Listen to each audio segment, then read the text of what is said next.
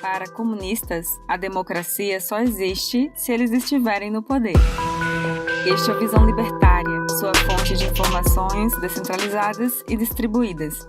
Já que falamos de Angola, eis o momento de falarmos de seu irmão caçula, a República de Moçambique, uma terra repleta de recursos naturais e com acesso ao mar, o que facilitaria o comércio internacional. Infelizmente, Moçambique é o segundo país mais pobre do mundo, atrás apenas da República Democrática do Congo. Mas, como esse país, que tinha tudo para dar certo, conseguiu chegar a uma situação tão precária? Primeiro, temos que explicar como Moçambique se tornou o que é hoje. Apesar de haver traços de civilizações desde o século IV a.C., foi entre os séculos I e V que tribos bantu migraram para aquela área, dedicando-se à agricultura e ao pastoreio. Porém, tudo mudou com a colonização. Diferente da maioria dos demais países africanos, a colonização de Moçambique não foi iniciada pelos europeus. A partir do século IX, povos árabes colonizaram a parte oriental da África para comercializar escravos, ouro e marfim. No século XV, durante a época da expansão marítima europeia, os portugueses iniciaram a tomada do território de Moçambique. Basicamente, funcionava assim: a coroa portuguesa concedia a alguns de seus súditos terras não pertencentes a Portugal, chamadas de prazos. Os prazeiros se mudavam para Moçambique e defendiam suas novas terras com escravos comprados dos chefes tribais moçambicanos. Eles diziam que estavam a serviço do rei, enquanto focavam na produção agrícola, principalmente algodão, caju, arroz e chá. Porém, com a descoberta de ouro no Brasil no início do século XVIII, Portugal passou a negligenciar a colonização de Moçambique.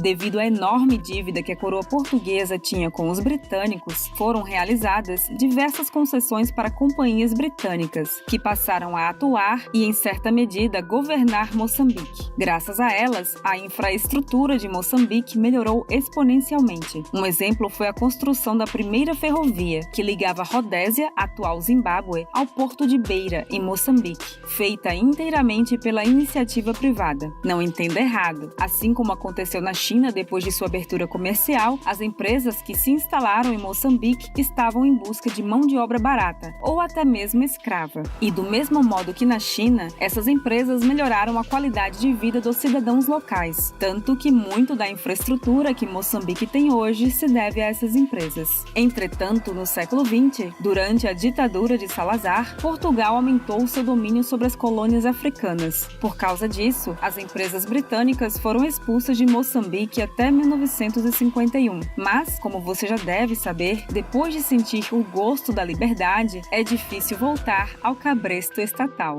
Então, nos anos 60, começaram a surgir grupos pró-independência de Moçambique. Dentre eles, vamos ressaltar a Frente de Libertação de Moçambique, ou Frelimo, grupo fundado em 1964, apoiado pela União Soviética e declaradamente marxista-leninista. Olha só que coincidência. E como em toda guerra, quem mais sofre é a população. Os nativos deixaram de receber as migalhas oferecidas pelo governo português, pois, para Portugal, todos eram guerrilheiros em potencial. Assim, Portugal cortou o fornecimento dos serviços já pagos pelos moçambicanos através de impostos. Para piorar, muitos tiveram seus bens roubados pelos guerrilheiros em nome da revolução, sem contar as mortes de pessoas que se recusaram a participar da guerra. No vídeo A Economia de Angola, analisamos o aspecto econômico da independência dos países africanos. Mas vale ressaltar que a ditadura portuguesa caiu em 1974. Um ano mais tarde, tanto Angola como Moçambique e até Guiné-Bissau tiveram sua liberdade proclamada. Que coincidência, hein? Apesar dos livros de história narrarem que os revolucionários venceram a guerra, a realidade mostra que foi a troca de poder em Portugal que levou o país a desistir de suas colônias. Infelizmente, para Moçambique, a Frelimo tomou o poder.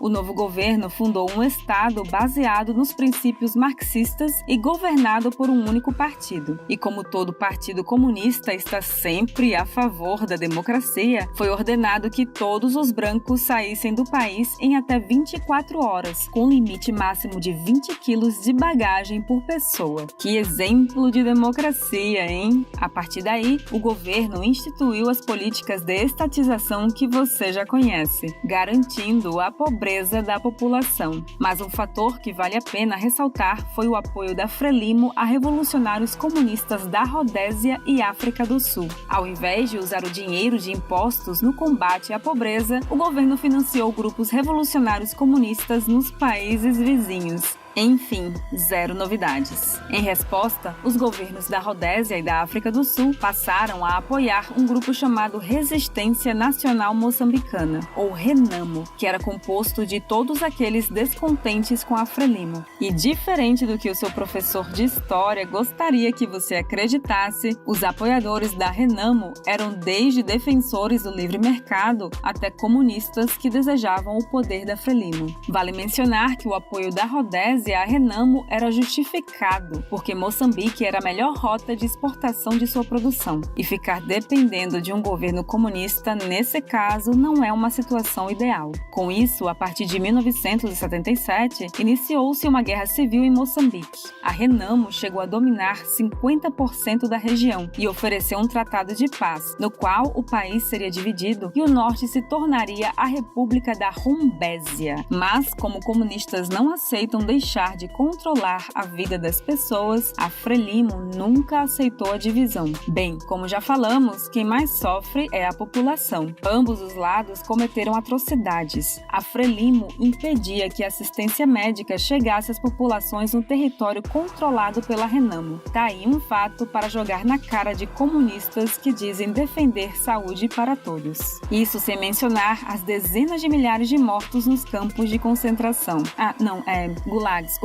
Desculpa, é reeducação, campos de reeducação. É isso mesmo. Não sei por que me confundi. Infelizmente, a guerra durou até 1992, coincidentemente um ano após o fim da União Soviética. É como se a queda do maior país comunista tivesse acabado com grande parte dos conflitos do século XX. Mas é claro que isso deve ser apenas coincidência. Ao final da guerra, foram contabilizados 1 milhão de mortos, 1,7 milhão de fugitivos para os países vizinhos, especialmente a África do Sul, e 4 milhões de pessoas expropriadas de seus lares. O fim da Guerra Moçambicana foi muito similar ao que aconteceu em Angola. Em 1990, foi elaborada uma nova Constituição, mais democrática, como se isso tivesse importância, com eleições previstas para 4 anos mais tarde. Para surpresa de zero libertários, nas eleições de 94, a Frelimo se sagrou vitoriosa. Bem, e o que aconteceu nas eleições seguintes? Sim, a Frelimo ganhou todas. Como resultado, a RENAMO suspeitou da confiabilidade das eleições e ingressou com uma ação na Suprema Corte moçambicana, exigindo que as províncias em que o grupo obteve a maioria dos votos formassem uma nova nação. Adivinha o resultado do julgamento da Suprema Corte, que era composta inteiramente de indicados da Frelimo. A RENAMO, é claro, teve seu pedido negado. Além de todos esses problemas, no ano 2000 houve um ciclone devastador em Moçambique, e grande parte da ajuda humanitária enviada ao país foi desviada pelos políticos comunistas da Frelimo. Por pura coincidência, o jornalista Carlos Cardoso, que havia exposto os escândalos de corrupção do governo, foi assassinado. Mas senta que lá vem mais desgraça. Em 2019, houve uma surpresa nas eleições. A Frelimo ganhou com mais de 2/3 dos votos, e com isso tem o poder de mudar a Constituição como quiser.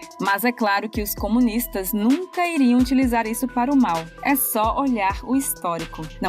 Pera lá. Não é de se admirar que as tensões aumentaram e que pequenos conflitos armados ressurgiram. Infelizmente, para a economia de Moçambique, essa instabilidade afasta investimentos estrangeiros no país. Por isso, a maior parte dos moçambicanos trabalha na lavoura de subsistência, com acesso restrito a ferramentas tecnológicas inventadas há mais de um século. Tamanha é a falta de insumos que 88% das áreas agricultáveis do país não são utilizadas, e não é por falta de mão de obra. O problema é que sem um livre mercado, os pobres camponeses moçambicanos não podem sequer obter sementes para o plantio, exceto as fornecidas pelo Partido Comunista aos seus aliados. Além, é claro, de setores como telecomunicações, energia, portos e ferrovias ainda estarem nas mãos do Estado, com aquela eficiência que você já conhece. E como você já deve saber, não existe situação ruim que o Estado não consiga piorar. Em 1999, foi instituído o Imposto sobre Valor Acrescentado, o IVA, o que seria o equivalente ao ICMS e ISS daqui do Brasil. Felizmente, nem tudo são más notícias. Ufa!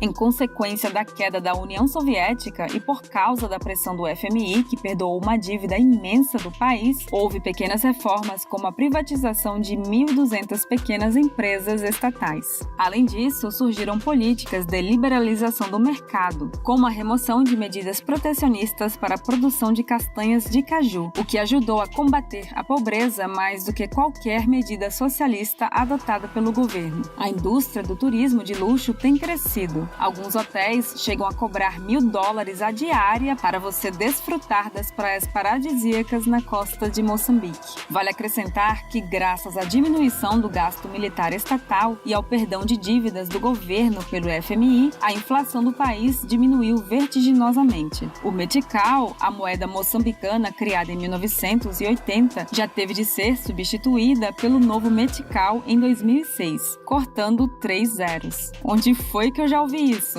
A inflação, que era de 70% em 94, atualmente varia entre 5% e 12%. A mesma continua alta para os padrões dos países desenvolvidos, mas já é um grande avanço para Moçambique. E é claro que parte dessa melhora ocorreu porque o governo retirou mais riqueza de sua população já miserável para pagar suas contas. Mas a melhora na estabilidade do país já auxilia muito no desenvolvimento econômico. Infelizmente, os moçambicanos ainda são reféns de um governo comunista que está no poder desde a fundação do país. Depois de toda essa informação, você ainda se surpreende por Moçambique ser o segundo país mais pobre do mundo? Obrigada por sua audiência. Este artigo foi sugerido e escrito por Liberoad e revisado e narrado por Baby Yoda. Se você quiser contribuir para a causa da liberdade, clique no like e compartilhe o vídeo em sua rede social. Considere também se inscrever em nosso canal e clicar no ícone de campainha. Até a próxima!